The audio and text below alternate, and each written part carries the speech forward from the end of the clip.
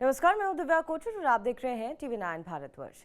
भारत और पाकिस्तान के बीच पहलगाम घटना के बाद ऑपरेशन सिंदूर लॉन्च किया गया और आतंकवादी ठिकानों पर हमला किया गया। इसके बाद एक सैन्य टकराव हुआ। भारत और पाकिस्तान के बीच एक सीज फायर पर एक अंडरस्टैंडिंग हुई, लेकिन आगे इसमें क्या होगा? क्या पाकिस्तान अपनी आतंकवादी करतूतों से बाज आएगा? क्या भारत पाकिस्तान के खिलाफ दुनिया भर में एक मुहिम जारी करेगा? आज हमारे साथ इस मसले पर बात करने के लिए जुड़ रहे हैं general KJS Dhillon, Indian army के एक ऐसे सीनियर अफसर जिन्होंने आर्टिकल 370 के समय कश्मीर में इंडियन आर्मी को लीड किया था। जनरल ढिल्लन, TV9 में आपका बहुत बहुत स्वागत है। धन्यवाद। मेरा सबसे पहला सवाल आपसे कि क्या पाकिस्तान में हुआ, चाहे वो नूर खान एयरबेस में हुआ हो, रावलपिंडी में हो, या पाकिस्तान को भारत के आगे झुकना पड़ा बातचीत के लिए और एक सीज फायर करना पड़ा, तो ऐसी क्या चुनौती उनको मिली और क्या उनको अब एहसास हुआ है कि भारत का जो फायर पावर है, चाहे वो भारतीय सेना का हो, एयरफोर्स का हो, नेवी का हो, इससे मुकाबला करना मुश्किल है? धन्यवाद दिव्या। एंड इसके बारे में मैं थोड़ा तफसील से बताऊंगा। जी। हिंदुस्तान में जब पहलगाम का आतंकी हमला हुआ तो इंडिया ने जब रिटेलिएट किया, यानी अपना रिपोज किया, तो उस समय हमने बहुत क्लियर शब्दों में, साफ शब्दों में ये बोला था, क्योंकि हमारे ऊपर आतंकी हमला हुआ है तो हम आतंकी ठिकानों को ही निशाना बनाएंगे। इसमें हम किसी भी फौजी इक्विपमेंट को या फौजी बेस को और ना ही सिविलियन को अपने निशाने पे लाएंगे। ये हिंदुस्तान का एक डिक्लेयर्ड एम था जब हमने अपना पहलगाम के आतंकी हमले का जवाब दिया। इसके लिए मैं थोड़ा इतिहास में जाऊंगा। जब 9/11 का हमला हुआ अपना USA में और ट्विन टावर्स को ओसामा बिन लादेन और उसके आतंकी ग्रुप ने गिराया, तो USA ने जब एबटाबाद से ओसामा बिन लादेन को निकाल के मार के समुद्र में दफना दिया, तो वो एक एक्ट ऑफ वॉर नहीं माना गया था। जब USA ने पाकिस्तान की टेरिटरी के अंदर से जिस आतंकी ने उनके देश में हमला किया था उस आतंकी को खत्म किया, तो वो एक्ट ऑफ वॉर नहीं माना गया था। उसी तरह से ही जब पहलगाम का आतंकी हमला हुआ, जिन्होंने उस हमले को अंजाम दिया, हमने उसको पाकिस्तान के अंदर जाके उनके ठिकानों को नष्ट किया, तो ये हमारी तरफ से रिटेलिएशन थी आतंक के खिलाफ, और ये एक्ट ऑफ वॉर नहीं थी। लेकिन पाकिस्तान ने जब जवाब में अपने मिसाइल्स और ड्रोन्स हिंदुस्तान के सिविलियंस के ऊपर, खास करके जम्मू कश्मीर, ऑक्युपाइड कश्मीर में, चाहे वो पुंछ हो, रजौरी हो, चाहे वो जम्मू हो, और चाहे वो बारामूला या कुपवाड़ा के इलाके हों, और उन इलाकों में जब हमारे असैनिक लोगों को, यानी कि सिविलियन को टारगेट किया, हमारे मिलिट्री इंस्टॉलेशन के ऊपर फायरिंग किया, तो वो एक एक्ट ऑफ वॉर माना गया।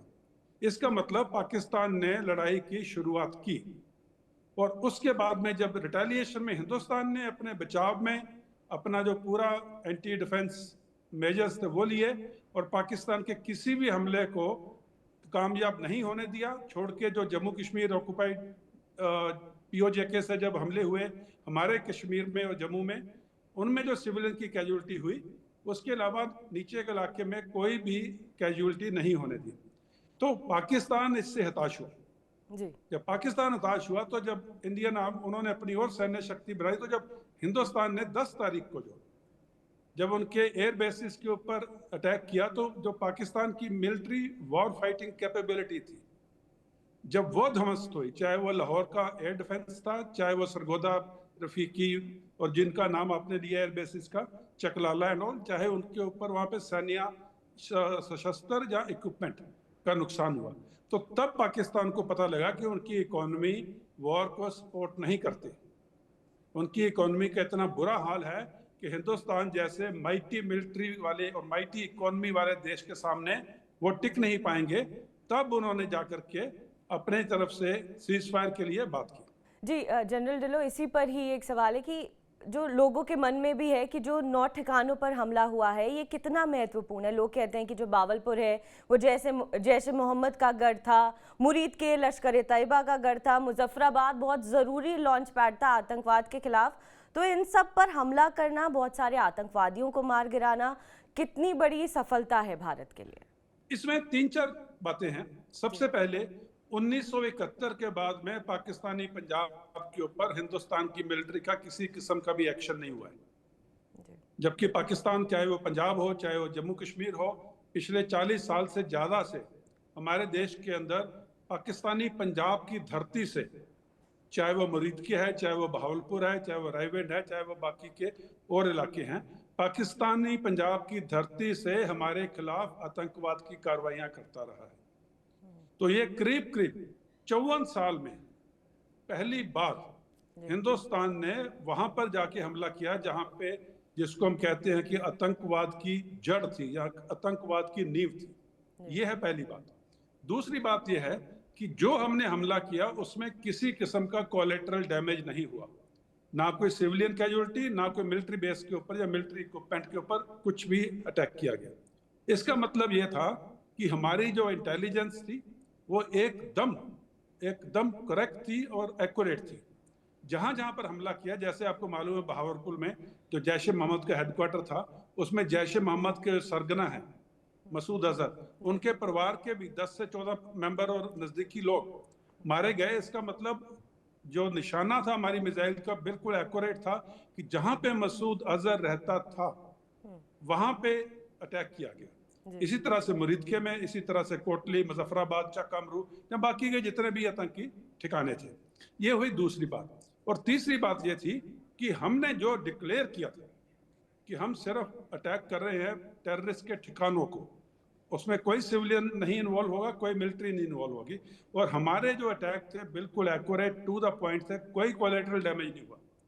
तो ये तीन चीज दर्शाती हैं कि हमारी शक्ति कितनी है, हमारी सशक्तिकरण हमारा कितना है, और हमारे अभी लीडरशिप की मजबूती कितनी है कि 54 साल के बाद हमने वो किया जो आज तक इतिहास में नहीं हुआ था। और ये पाकिस्तान के लिए एक सबक है कि अगली बार कुछ भी करेंगे, आतंकी घटना को अंजाम देंगे, तो ये बात सिर्फ पाकिस्तान ऑक्युपाइड जे.एंड.के तक सीमित नहीं रहेगी, और अगली बार हो सकता है कि सिर्फ पाकिस्तानी पंजाब तक भी सीमित नहीं रहे। तो ये एक अपने आप में बहुत बड़ा संदेश है, एक बहुत बड़ा लेसन है, और हिंदुस्तान की लीडरशिप और हिंदुस्तान की मिलिट्री का जो सशक्त एक काम करने की कार्यशैली है, उसका एक छोटा सा प्रदर्शन है। जी बिल्कुल, जैसा कि आपने भी बोला, और ऐसा बोला जा रहा है कि भारत ने एयर स्ट्राइक की अलग अलग एयर बेस पर, अलग अलग मिलिट्री वाइटल इंस्टॉलेशन पर, कंट्रोल सेंटर्स पर। जो पाकिस्तान के आर्मी चीफ हैं आसिम मुनीर, वो बंकर में छिप गए 2 घंटों के लिए, ऐसा माना जा रहा है। तो ऐसा अगर हुआ होगा तो क्यों, और क्या ये एक स्टैंडर्ड ऑपरेटिंग प्रोसीजर है? क्या आपको लगता है कि पाकिस्तानी आर्मी जो है अभी तिलमिलाई हुई है, उनको समझ नहीं आ रहा है कि इंडिया का काउंटर कैसे किया जाए? देखिए, इसमें जिसको हम कहते हैं हमारी कैपेबिलिटीज की डिटेल्स में ना जाते हुए, जी, हमारी जो काम करने की कार्यशैली है, चाहे वो आर्मी की है, चाहे एयरफोर्स की है, चाहे नेवी की, उसकी डिटेल्स ना बताते हुए मैं इसमें 2 चीज बताऊंगा। सबसे पहला तो ये कि जो पाकिस्तान की तरफ से जो उन्होंने अपनी मिलिट्री का इतना बड़ा नाम अपने पब्लिक के सामने बना के रखा था, एक वो जो उसकी पूरी हवा निकल गई, वो पूरा जो नाम था वो पूरा चकनाचूर हो गया। अभी पब्लिक 1971 वाली पब्लिक नहीं है कि उस टाइम पे सोशल मीडिया नहीं था, मीडिया नहीं था, इंटरनेट नहीं था, और अपनी अखबारों में तो जो भी लिख दो, और पब्लिक को यह यहाँ तक बताया गया कि हमने तो 1971 की लड़ाई जीत ली है। आज का दौर अलग है। आज पब्लिक सब कुछ अपने लैपटॉप के ऊपर, अपने मोबाइल के ऊपर सच्चाई देख रही है। तो ऐसे में जब पाकिस्तान का रिटेलिएटरी हमला आया और वो किसी भी हमारे ठिकाने को टच नहीं कर पाया, उनके तमाम मिसाइल्स, उनके तमाम एयरक्राफ्ट, उनके तमाम जो अपना ड्रोन्स थे, वो हवा में ही नष्ट कर दिए गए। और इसका मुजाहरा जैसलमेर से लेकर के ऊपर कश्मीर तक पूरे इलाके में हुआ, पूरे अंतर्राष्ट्रीय सीमा पर हुआ। तो ये एक चीज थी जो पाकिस्तान की मिलिट्री की, जो उन्होंने अपनी साख बना रखी थी, वो एकदम मिट्टी हो गई। दूसरी बात ये थी जो हमारी वेपन्स की accuracy in range and in depth. जब मैं कहता हूं कि range means starting from small arms going right up to BrahMos, जो हमारी complete range of weapon systems है। और जब मैं डेप्थ कहता हूं, उसमें है कि कितनी भीतर तक जाकर हम उसके ऊपर हमला कर सकते हैं और कितने नंबर्स में कर सकते हैं। तो हमारे वेपन सिस्टम की रेंज और डेप्थ हर तरीके से कामयाब रही, और उनके हर टारगेट को हमने सफलतापूर्ण हिट किया और उसका नुकसान किया। जब ये दो चीजों को आप मिलाओ कि उनकी जो सेना की शक्ति थी वो बिल्कुल विफल रही और हमारी जो सैन्य शक्ति थी वो एकदम कामयाब रही, और पूरी दुनिया और उनके जो जो लोग हैं, पाकिस्तानी सिटीजन हैं, वो इस चीज को देख रहे हैं, रियल टाइम में देख रहे हैं। तो उसके बाद आसिम मुनीर का अंडरग्राउंड होना, बंकर में जाना तो तय है।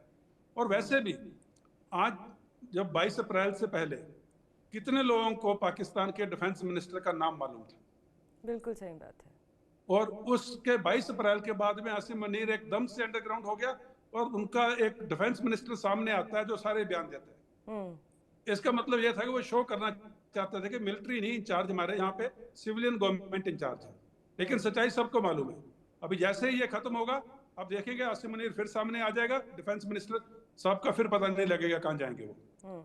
तो ये एक बहुत उम्दा एक नमूना पेश किया गया सैन्य शक्ति का, जिसमें हमने कश्मीर से लेकर के गुजरात के बॉर्डर के सामने तक उनके तमाम टारगेट्स को एट विल हिट किया और उनका नुकसान किया, जबकि वो हमारे किसी भी मिलिट्री टारगेट को टच नहीं कर पाए जी। इसी से और इसमें मैं एक छोटा सा पॉइंट और दूंगा। इसमें सिर्फ यही नहीं है, इसमें एक और चीज जो दुनिया के सामने उभर कर सामने आई है कि चाइनीज वेपन सिस्टम और रशियन और इंडियन जो मेक इन इंडिया के वेपन सिस्टम रियल टाइम में, रियल लड़ाई में जब आमने सामने आए तो जीत किसकी हुई? जी। दुनिया के जो लोग इस चीज के ऊपर नजर रखते हैं उनके लिए ये बहुत एक बढ़िया डिटेल्ड, जिसको हम कहते हैं कि विजिबिलिटी थी कि दो weapon system in actual war like scenario, एक तरफ चाइनीज वेपन सिस्टम है, एक तरफ रशियन और इंडिया के जो होममेड वेपन सिस्टम है, उनकी जो काबिलियत एक दूसरे के खिलाफ किस तरह से उभर कर सामने आई, ये भी एक बहुत बड़ी बात है। जी, हमने देखा कि कैसे S-400 का पहली बार पाकिस्तान के खिलाफ इस्तेमाल किया गया, ब्रह्मोस का जो इस्तेमाल किया गया, और बिल्कुल आपने सही बात कही है, चाहे उनके पास चाइना के वेपन हो या तुर्की से आई हुई तमाम चीज़ें, हमने देखा कि तुर्की के ड्रोन्स को भी किस तरीके से नष्ट किया गया। लेकिन इस वक्त एक सवाल, क्योंकि आपसे मुझे लगता है पूछना बहुत लाजमी है कि कश्मीर में आप आतंकवाद को अब कैसे देखते हैं, क्योंकि वहाँ पर जो पहलगाम की घटना घटी जिसमें 26 लोग मारे गए और 4 ऐसे आतंकवादी थे जिसमें पाकिस्तानी आतंकवादी भी थे। ऐसा कहा जा रहा है कि वो SSG कमांडो रह चुके हैं पाकिस्तान में, लेकिन उनको हम पकड़ नहीं पाए हैं। तो क्या लगता है आपको कि वो वापस पाकिस्तान चले गए होंगे या जो लोकल लोग हैं उन्होंने उनको छुपा कर रखा हो, क्योंकि 2 हफ्तों से ज़्यादा हो गया है और उन्हें ढूंढने में हम सफल नहीं रहे हैं? ये जो 4 आतंकवादी हैं जिन्होंने पहलगाम को अंजाम दिया, ये आज नहीं तो कल हमारी पकड़ में आ जाएंगे, उसकी ज़्यादा चिंता नहीं है। जो मेरे लिए ज़्यादा इम्पोर्टेंट है कि जो कश्मीर आतंकवाद के दौर से उभर कर शांति की तरफ बढ़ रहा था, इंफ्रास्ट्रक्चर की डेवलपमेंट हो रही थी, एजुकेशन वापस आ रही थी, उसके अलावा जॉब्स वापस आ रहे थे, लोगों के पास कमाई के साधन थे, टूरिस्ट आ रहे थे। अभी आपने देखा कश्मीर के इतिहास में पहली बार तमाम कश्मीरी सड़कों पर उतर के आए हैं आतंकवाद के खिलाफ भारत की फेवर में, और ये एक बहुत बड़ा चेंज था। और ये जो चेंज था ये इकोनॉमी ड्रिवन चेंज था। पहले क्या होता था कि 500 रुपए के लिए बच्चा जाता था, पत्थर फेंक के आता था, घर में शाम को रोटी बनती थी। अभी वही बच्चा पत्थर नहीं फेंकता, बाहर जाता है, जहाँ टाटा सोमो चलाता है, जहाँ टैक्सी चलाता है, जहाँ पोनी वाला बन के, जहाँ गाइड बन के, जहाँ शॉल बेचता है, जहाँ पेपर मैशे के सामान बेचता है, जहाँ ड्राई फ्रूट बेचता है, और शाम को 2000 रुपये लेके घर में आता है और अपने परिवार, अपने बच्चों के साथ आराम से जिंदगी बिता रहा है। तो ये जो एक चेंज था वो बहुत बड़ा चेंज है और हमने इस चेंज को आगे जारी रखना है। इस चेंज में किसी तरह का खलल नहीं पड़ना चाहिए, क्योंकि जो कश्मीरी भारत के साथ जुड़ रहे हैं, कश्मीर हमेशा से भारत का अंग रहा है और अभी कश्मीरी खुलकर भारत की हक में बात कर रहे हैं, पाकिस्तान के खिलाफ बोल रहे हैं।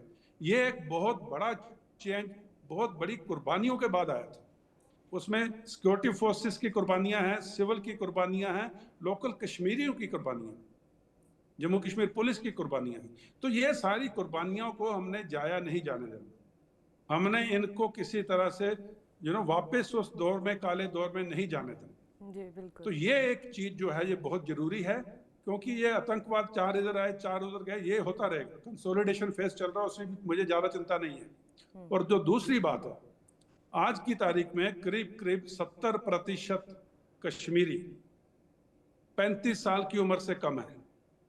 और ये 35 साल की उम्र से कम है, ये तमाम लोग मोबाइल का, स्मार्टफोन्स का इस्तेमाल करते हैं, सोशल मीडिया का इस्तेमाल करते हैं।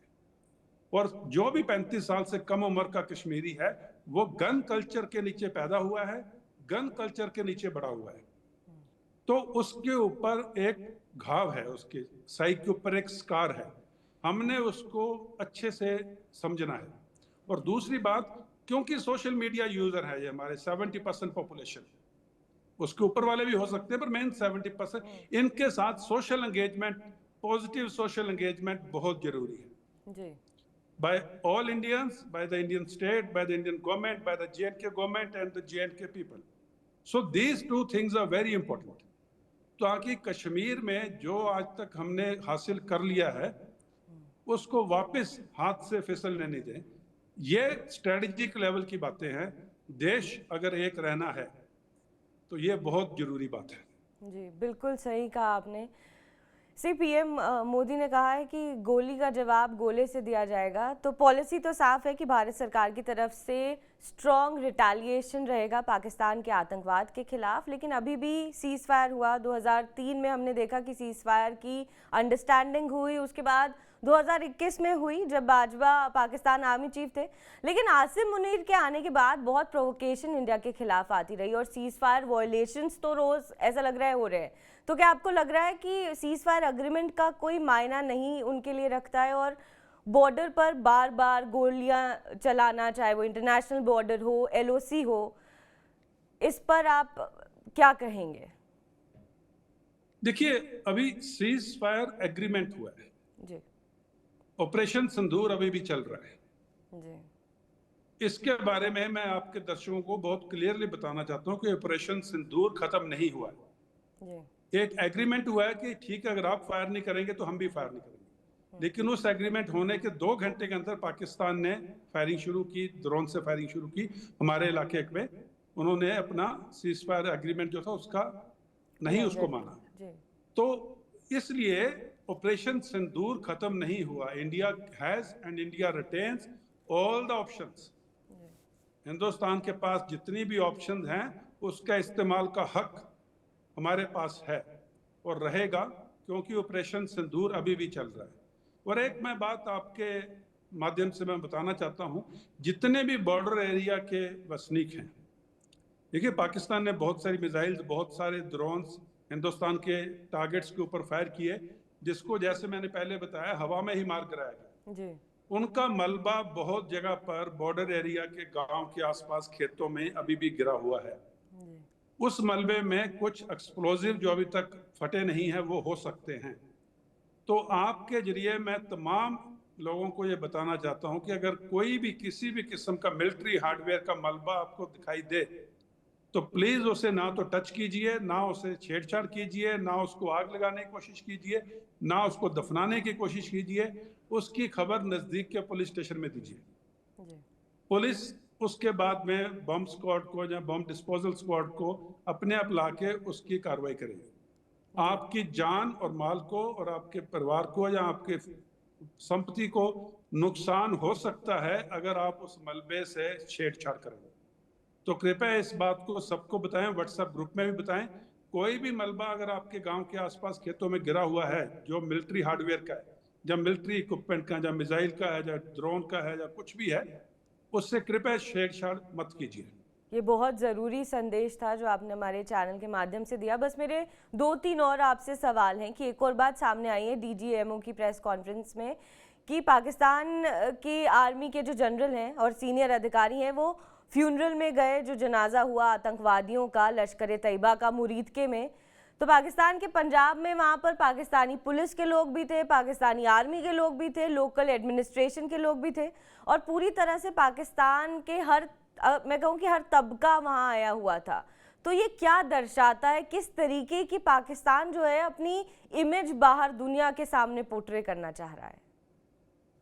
देखिए, जिस देश में आतंक के ठिकाने आपने देखा, सभी टीवी चैनल्स ने दिखाया कि इतने बड़े बड़े जो इंफ्रास्ट्रक्चर है, चाहे बहावलपुर है, चाहे मुरीदके है, चाहे मुजफ्फराबाद है, जिस देश में आतंक के ठिकाने शरेआम खुलेआम चल रहे हैं और जिस देश के फॉरेन मिनिस्टर मान रहे हैं कि पिछले 30 साल से इसमें शामिल है, जिस परवेज मुशर्रफ ने खुद बोला है कि वो हमारे हीरो थे, जी जी। अभी उस देश की मिलिट्री, उस देश की पुलिस, उस देश की पब्लिक, उस देश के आतंकवादी, वो मैं उनको अलग अलग नहीं समझता हूँ।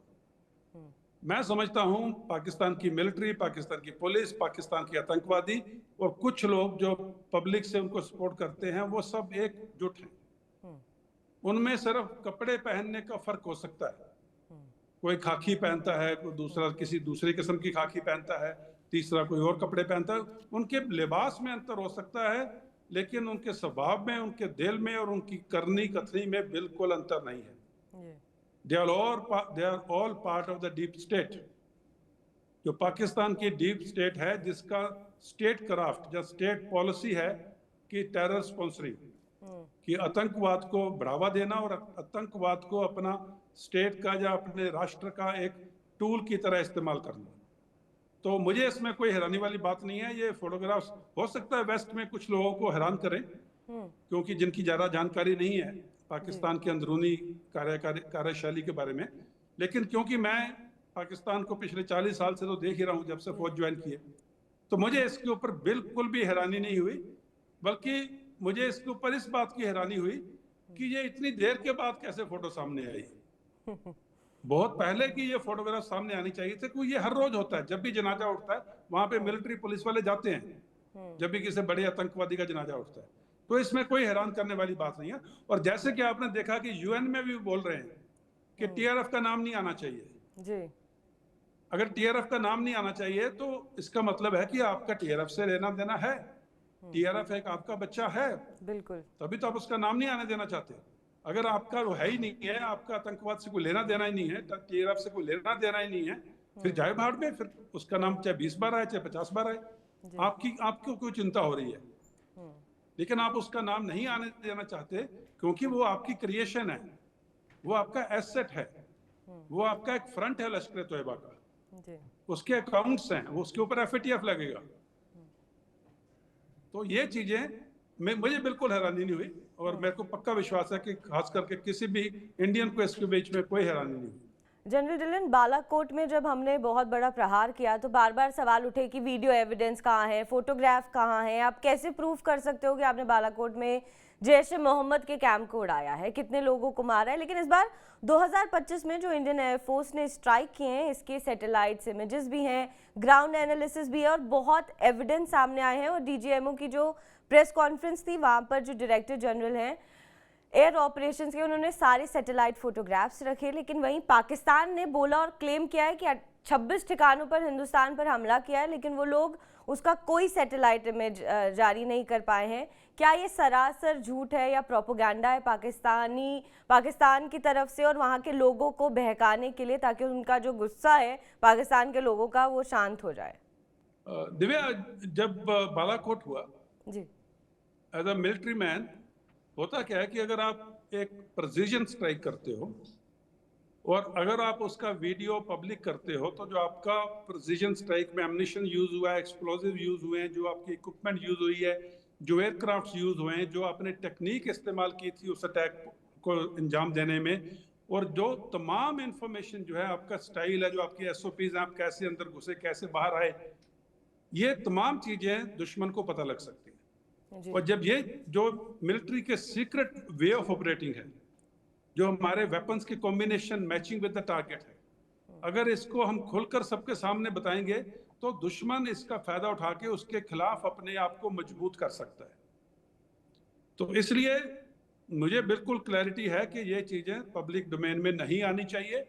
इट इज एडिक्वेट टू से कि एयरफोर्स चीफ या आर्मी चीफ या डीजीएमओ अगर आके आपको बोल रहे हैं कि ये हुआ है, तो ये हुआ है। मैं बहुत क्लियरली बोल रहा हूं, क्योंकि पब्लिक को ये जानना समझना जरूरी है कि अगर आपको सिर्फ विश्वास दिलाना है तो विश्वास कीजिए, अगर आपको देखना है तो वो पाकिस्तान भी देख रहा है। और अगली बार जब same aircraft, same weapon system, same style, same air defence को भेजते हुए जाएगा, तो वो टारगेट 10 गुना मजबूत मिलेगा हमको। क्योंकि पाकिस्तान हमारी टेक्निक, हमारी कार्यशैली, हमारी एसओपी, हमारी इक्विपमेंट, हमारे एम्यूनिशन, हमारे वेपन, एयरक्राफ्ट का काम करने का तरीका समझ चुका हो। तो इसको सीक्रेट रखना बहुत जरूरी है। जी बिल्कुल। लेकिन 2019 से लेकर 2025 तक सोशल मीडिया और इंटरनेट बहुत फैल चुका है, और आज की तारीख में जो इमेजेस दिखाई गई हैं वो टारगेट एंड के ऊपर जो डैमेज हुआ है, और जो उससे पहले तो जो पाकिस्तान के सिविलियंस हैं उन्होंने मोबाइल से अपलोड कर रखी है पूरी फोटोग्राफ्स। तो अभी किसी को कोई शक नहीं है कि कहाँ पे कितना कितना डैमेज हुआ है, जबकि हिंदुस्तान के ऊपर जो पाकिस्तान क्लेम कर रहा है, अगर पाकिस्तान के सिटीजन या पाकिस्तान के सिविलियन अपलोड कर रहे हैं तो हिंदुस्तान के सिविलियन भी तो उतने ही डिसिप्लिन हैं जी। और हिंदुस्तान की तरफ से कोई इमेज अपलोड नहीं हुई है सिविलियन की तरफ से, तो इसका मतलब यहाँ पे नुकसान नहीं हुआ है। और जो इमेजेस अपलोड भी हुई हैं वो उनके ड्रोन और मिसाइल के गिरे हुए टुकड़ों की, खेतों में गिरे हुए टुकड़ों की जो हिंदुस्तान के एयर डिफेंस ने ध्वस्त किए हैं, उनकी इमेजेस आप जाइए इंटरनेट के ऊपर, आप जाइए यूट्यूब के ऊपर, आपको लाखों मिलेंगे। जी बिल्कुल। लेकिन जो वो क्लेम कर रहे हैं कि हमने ये टारगेट इंडिया में हिट किए हैं, उनकी मिल तो जाएंगे पर बिल्कुल एकदम बरकरार, एकदम ठीक ठाक मिलेंगी कि उनको एक कहीं से पत्ता भी टच नहीं हुआ है। तो पाकिस्तान हमेशा झूठ बोलता रहा है, और अभी वीडियो चल रहे हैं यूट्यूब के ऊपर जो उनके डीजीएमओ की ब्रीफिंग्स में कि वो शरेआम झूठ बोल रहे हैं, नीचे सच्चाई लिखी हुई है कि हमने ड्रोन को कैप्चर कर लिया, रडार ने पकड़ लिया, नीचे लिखा हुआ है इस ड्रोन को। तो भी चलो छोड़िए, बस मैं जाना नहीं चाहता हूँ, क्योंकि मैं उस ब्रीफिंग के ऊपर या उनके झूठ के ऊपर एक वक्तव्य देना भी अपनी मचान से नीचे समझता हूँ। जी बिल्कुल। जनरल लल्लन, मेरा एक आखिरी सवाल है आपसे कि as a senior army officer आपका 40 साल का करियर रहा है, आप लोगों को क्या संदेश देंगे? बहुत सारी जगहों पर अभी भी ब्लैकआउट चल रहे हैं और हो सकता है कि सीज फायर वॉयलेशन कंटिन्यू हो, और प्रधानमंत्री ने कहा है कि आतंकवादियों को मिट्टी में मिला देंगे। तो भारत की ये जो जंग है आतंकवाद के खिलाफ, ये किस मोड़ पर पहुंची है और आपका क्या संदेश होगा आतंकवादियों के खिलाफ और देश के लोगों को? बिल्कुल, जैसे प्रधानमंत्री जी ने कहा था कि आतंकवाद की आखिरी जगह तक जाएंगे और मिट्टी में मिला देंगे। आप भावलपुर के वीडियोस देखिए, बिल्कुल मिट्टी में मिला दिया।